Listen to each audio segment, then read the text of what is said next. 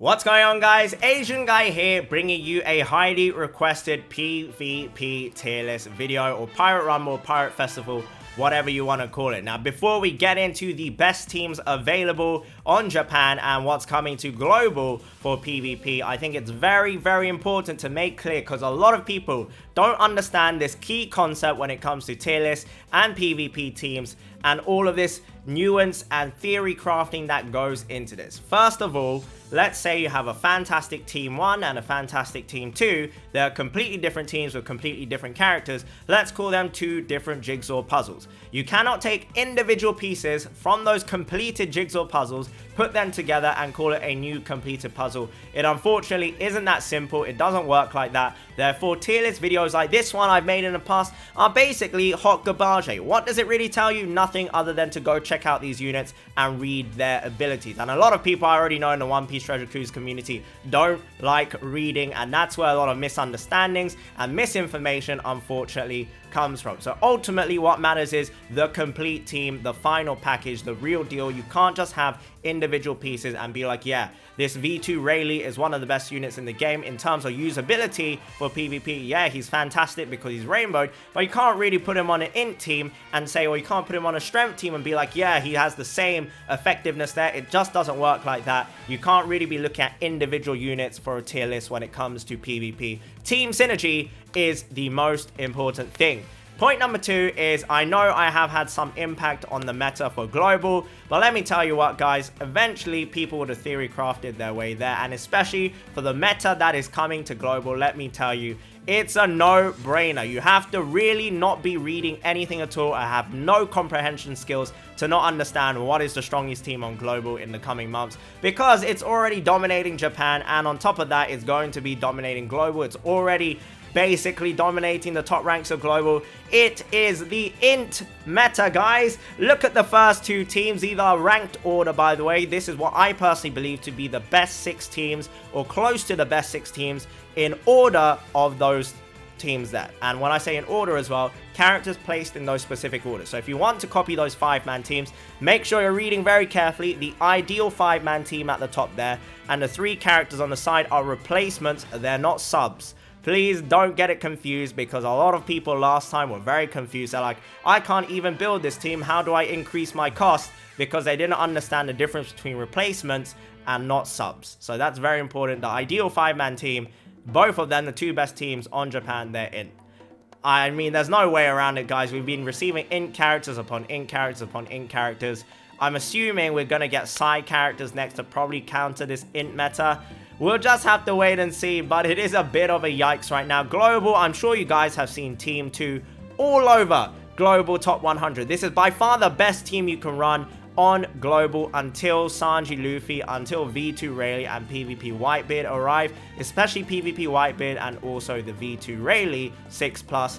But until then, there's really no contest for the int team. That int team is really strong. You might be able to beat it with the strikers, but I can guarantee it's not a 100% chance to win. Unlike some other teams, you can always look at it and be like, I have absolutely no way of losing this. That's the way you want to be challenging enemy teams. You want to be adapting your teams and theory crafting teams to take on enemies, so you have as close to 100% chance to win. In this instance, though, on Japan, if you have that first team against any team other than a mirror matchup or another int team, you basically have a 99.99999% chance of winning, unless you have some miracle where you consistently knock back all of the enemy units and then it kind of delays their actions. So there's no other way to beat that int team other than with int. You beat fire with fire. So exactly what does this first int team do on Japan? Shanks Crew, or rather Shanks, sorry, V2 Shanks, gives a lot of crit rate to int units, and he will also do a fat HP cut on all enemies. He has a lot of extra nice stuff in there, but I will let you guys read up on exactly what these characters do. Otherwise, we'll be here forever as I go over exactly what every character does. Pirate Festival Ores also supplements V3 Mihawk, who is the main killer on this team, by giving him insane crit. Now, crit rate on V3 Mihawk. Every time V3 Mihawk or Halloween Mihawk crits with his normal attack, he will reduce all enemies' defense permanently by level 2, and this stacks up to 4 times. So a -8 defense on all enemies when Mihawk is at 4 stacks of crit. That is very, very disgusting. It's very, very disgusting. And on top of that, guys, he has a huge AoE special, which is like 3 times his attack value, which will basically one-shot everyone. So this team is essentially building up, is going to whittle everyone else down, waiting for Mihawk to charge up his ultimate. When he ults, boom, KO, game over, it's basically done. And on top of that, something I want to make note of, because I have seen a few people not understanding how this rare recruit Enel works. This Enel, you need to have 6 characters or less. You cannot have 7 characters or 8 characters, including your subs bench. You have to have 6 characters or less, otherwise his passive ability has no ability at all. It's completely redundant unless you have 6 characters or less. So again, please don't confuse the replacements for subs. They are not the same thing. Potential replacements can be used to fulfill specific other roles. So V2 Shanks can be a direct swap for any of those 3 characters, and obviously a Halloween Shanks as well. You can't put 2 Shankses on the same team. You have Halloween Law, who is amazing. He's very good on defense because he brings a lot of RNG into the game with the ability to silence the enemy team for like up to 5 seconds, something ridiculous like 10 seconds. I can't remember. It's just insane because I stay away from this team.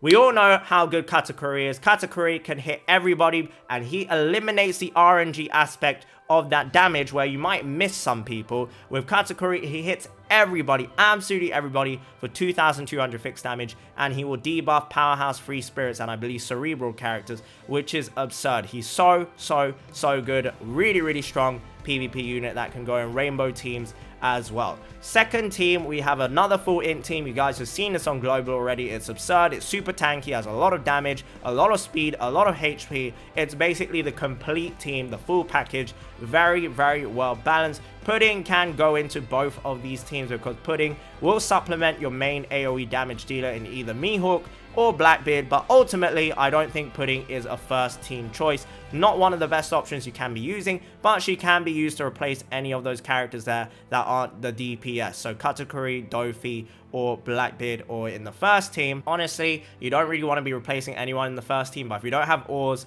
then I guess you could go for any of Pudding, Law, Katakuri, or Shanks, etc, etc. But the main staples that you can't replace in the first team, Dofi, Enel, and Mihawk. In the second team, you can't replace Dofi, Katakuri, Enel, and yeah, those 3 can't be replaced. Blackbeard can actually be replaced, but I don't recommend it. Blackbeard can be replaced, but again, yeah, I really don't recommend it. Jozu can be replaced as well. Moving away from the int teams, guys, because let's be real, having just a mono int meta, everyone running int teams is very, very boring, especially when there's hardly any counterplay to them.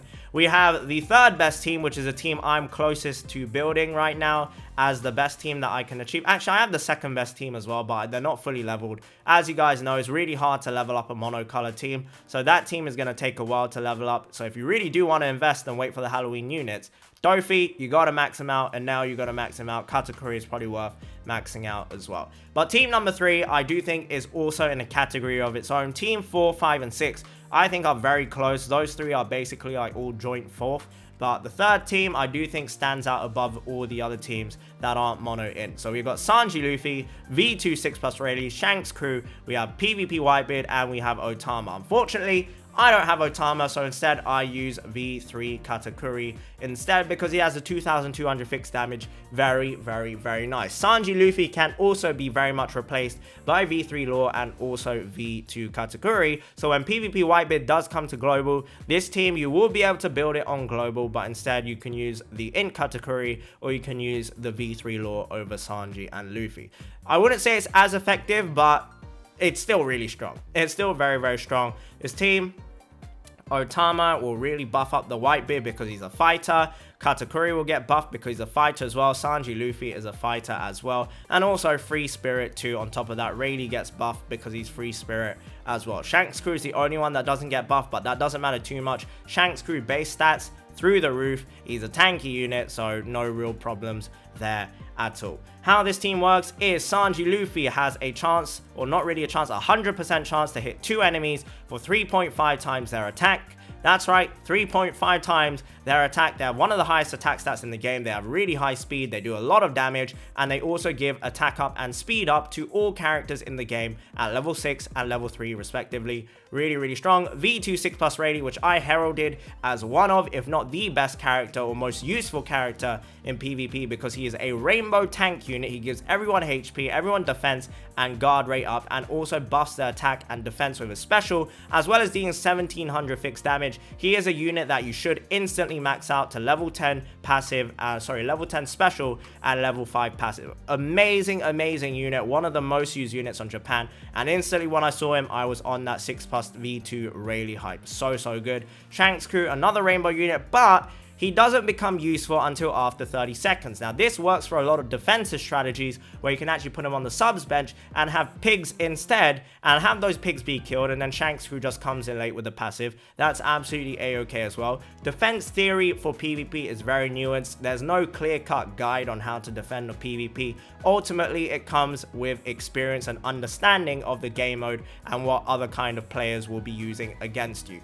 A TLDR, guys, when you see this kind of team, if you see V2 6+ Rayleigh and Shanks Crew together, I really do not recommend attacking the team unless you're super experienced or super confident in your team, because those two together will basically make it hard to kill any team. And if there's Otama on that team, that's the holy trinity of rainbow, disgusting tankiness and infinite healing. Is just so obnoxious. I really wish I had Otama.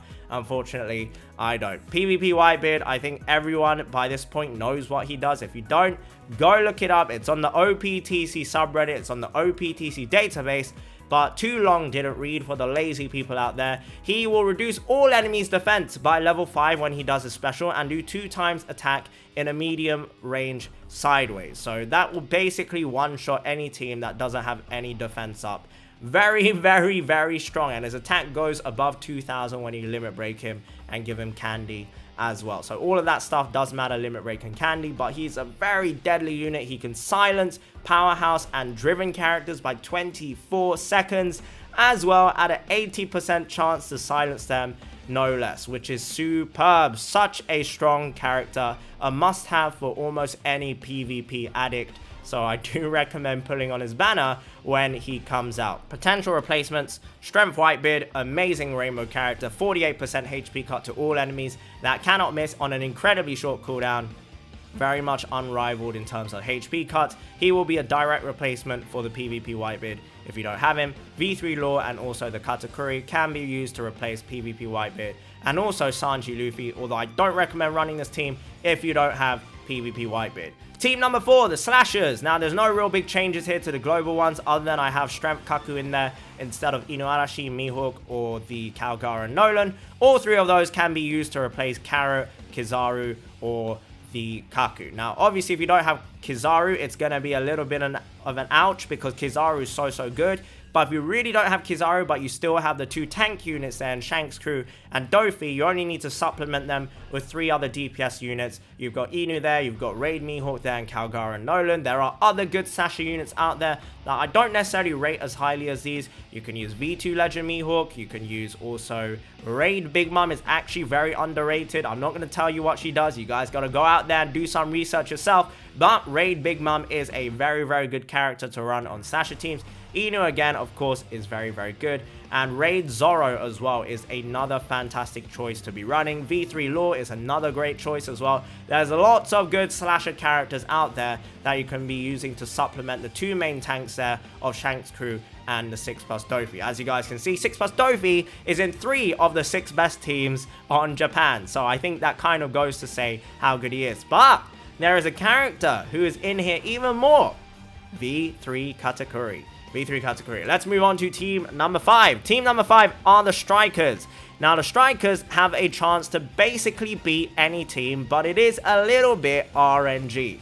And when I say that, it's because if your Whitebeard gets knocked back and he doesn't activate his special first, you're kind of screwed. Because the way this team works is it's meant to cut the enemy's HP down by basically half, And then you just finish them all off with fixed damage, fixed damage, fixed damage coming in from Tesoro, coming in from Kuzan, and coming in from Trafalgar Law. And that should be basically enough to eliminate anyone, because hardly any teams have over 10,000 HP after the Whitebeard HP cuts and your normal attacks. So ultimately, this team should be able to clear any team. But it is a coin flip, because if you get unlucky with RNG, you might miss, you might not hit the enemies you want to hit, and the HP cut might not come in fast enough. So that's a bit of a yikes if that is the case. Nekomamushi here is to make your team tankier, same with Tesoro, but ultimately it's a glass cannon team really. If you do this team against like a free spirit crit team, you're probably gonna die before you can get half of your specials off, for example. So you don't want to be running a squishy team or a glass cannon team into another DPS heavy team, but for more balanced and tanky teams, then this team is really, really good at eliminating all threats. We also have Carrot on there, Calgara and Nolan, and also Katakuri. Now, Carrot and Calgara and Nolan will get some buffs and will be able to have some synergy with the characters on your team, whereas Katakuri will have absolutely no synergy from the passive, but he is AoE fixed damage dealing that cannot miss and will also debuff enemies' teams. So still a very, very good option. A lot of people are confused why I had V3 Katakuri on my main PvP team, which is team number 3 there. And it's because of that special. That special is so valuable, it's so useful that there's no reason not to have it there, because it deals fixed damage along with Whitebeard. It's just very, very nice. Or when I say Whitebeard, I mean Strength Whitebeard. So very, very good team overall. So strikers, very dangerous, very high risk, high reward, but you know, a lot of people like running that, and I respect that. I will sometimes run that in the hopes of trying to beat the int team if I feel greedy,